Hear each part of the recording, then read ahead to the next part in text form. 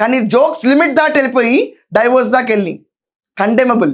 ఈరోజు వైఫ్ దాకా వెళ్ళిపోయి he made her go down అంటే what kind of idiotism is this? Who is this idiot frankly speaking? Stand up comedy అని చెప్పి comedian అని చెప్తే నోటికి ఏది పడితే అది మాట్లాడచ్చా? ఇలాంటి వెధవలందరూ సీరియస్లీ టికెట్స్ అమ్మి పిచ్చి పిచ్చిగా జోక్స్ వేస్తుంటే ఇది టికెట్ మనీ కోసమా లేకపోతే ఇంకో పెయిడ్ బ్యాచ్ ఇచ్చిన మనీ కోసం చేస్తున్నారా? ఎంత పెయిడ్ బ్యాచ్ కాళ్ళు డబ్బులు ఇచ్చినా ఇంట్లో ఉన్న వైఫ్ని కూడా తీసుకొచ్చి అప్సీన్ సెక్షువల్ జోక్స్ వేసి ఇలా మాట్లాడుతుంటే కూటమి నేతలకు పట్టించుకోరా?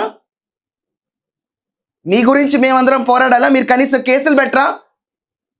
అరెస్ట్ చేయరా? వీళ్ళందరికీ తగు ట్రీట్మెంట్ ఇవ్వకపోతే ఈరోజు Pawan Kalyan and his wife గురించి ఇలా మాట్లాడితే రేపు ఆంధ్రప్రదేశ్లో అవనండి, ఎక్కడైనా అవనండి, ఒక మహిళ తన హస్బెండ్తో సరిగ్గా కాపురం చేయగలుగుతుంది ఇలాంటి పవర్డ్స్ ఉంటే? ఇక్కడ స్టాండప్ కామెడీ షో చేశారు because they are public people. వేరే వాళ్ళ గురించి అయితే మీమ్స్ అండ్ జోక్స్ కింద వేస్తారు కదండి.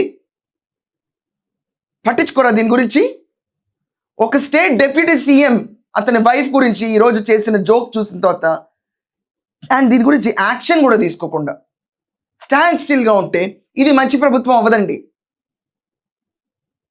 ప్రజల కోసమే పాటుపడతాము, మా గురించి మేము పట్టించుకోమంటే మంచి ప్రభుత్వ లక్షణాలు కాదు.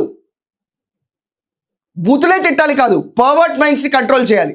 ఇది బూతుల కంటే దారుణం. It is going between the four walls talking rubbish, sexual assaulted contents మాట్లాడుతున్నారు వీళ్ళు. ఇది బూతుల కంటే దారుణం.